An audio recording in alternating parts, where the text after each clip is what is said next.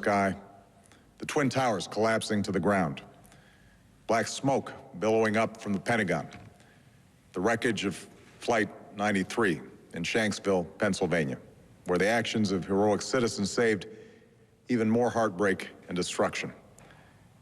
And yet we know that the worst images are those that were unseen to the world.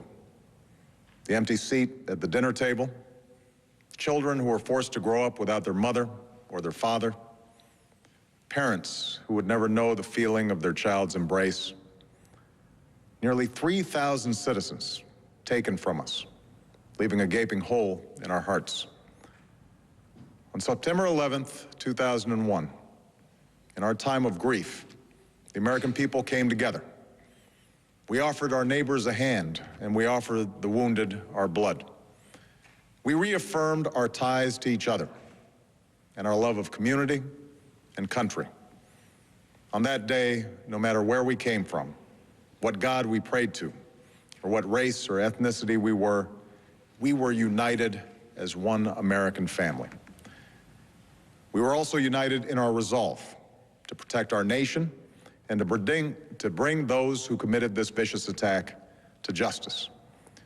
We quickly learned that the 9/11 attacks were carried out by al-Qaeda, an organization headed by Osama Bin Laden, which had openly declared war on the United States and was committed to killing innocents in our country and around the globe.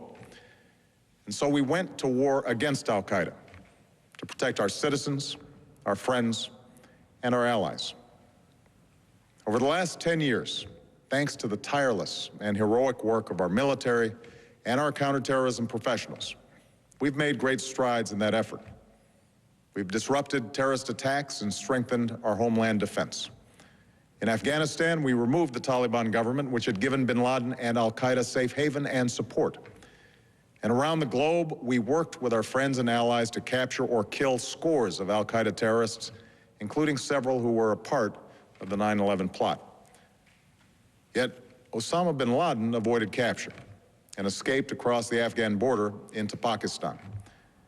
Meanwhile, al-Qaeda continued to operate from along that border and operate through its affiliates across the world.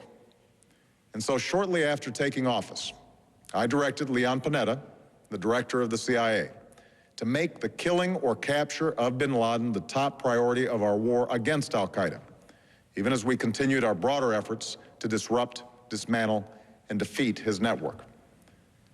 Then, last August, after years of painstaking work by our intelligence community, I was briefed on a possible lead to bin Laden. It was far from certain, and it took many months to run this thread to ground. I met repeatedly with my national security team as we developed more information about the possibility that we had located bin Laden hiding within a compound deep inside Pakistan. And finally, last week, I determined that we had enough intelligence to take action and authorized an operation to get Osama bin Laden and bring him to justice. Today, at my direction, the United States launched a targeted operation against that compound in Abbottabad, Pakistan. A small team of Americans carried out the operation with extraordinary courage and capability. No Americans were harmed. They took care to avoid civilian casualties. After a firefight, they killed Osama bin Laden and took custody of his body. For over 2 decades, bin Laden has been al-Qaeda's leader and symbol, and has continued to plot attacks against our country and our friends and allies. The death of bin Laden marks the most significant achievement to date in our nation's effort to defeat al-Qaeda. Yet his death does not mark the end of our effort. There's no doubt that al-Qaeda will continue to pursue attacks against us. We must, and we will, remain vigilant at home and abroad. As we do, we must also reaffirm that the United States is not and never will be at war with Islam. I've made clear, just as President Bush did shortly after 9/11, that our war is not against Islam. Bin Laden was not a Muslim leader. He was a mass murderer of Muslims. Indeed, al-Qaeda has slaughtered scores of Muslims in many countries, including our own. So his demise should be welcomed by all who believe in peace and human dignity. Over the years, I've repeatedly made clear that we would take action within Pakistan if we knew where bin Laden was. That is what we've done. But it's important to note that our counterterrorism cooperation with Pakistan helped lead us to bin Laden and the compound where he was hiding. Indeed, bin Laden had declared war against Pakistan as well and ordered attacks against the Pakistani people. Tonight, I called President Zardari, and my team has also spoken with their Pakistani counterparts. They agree that this is a good and historic day for both of our nations. And going forward, it is essential that Pakistan continue to join us in the fight against al-Qaeda and its affiliates. The American people did not choose this fight. It came to our shores and started with the senseless slaughter of our citizens. After nearly 10 years of service, struggle, and sacrifice, we know well the costs of war. These efforts weigh on me every time I, as Commander-in-Chief, have to sign a letter to a family that has lost a loved one, or look into the eyes of a service member who's been gravely wounded. So Americans understand the costs of war. Yet, as a country, we will never tolerate our security being threatened, nor stand idly by when our people have been killed. We will be relentless in defense of our citizens and our friends and allies. We will be true to the values that make us who we are.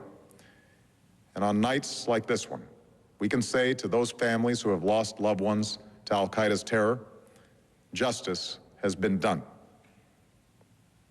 Tonight, we give thanks to the countless intelligence and counterterrorism professionals who've worked tirelessly to achieve this outcome. The American people do not see their work, nor know their names. But tonight, they feel the satisfaction of their work and the result of their pursuit of justice.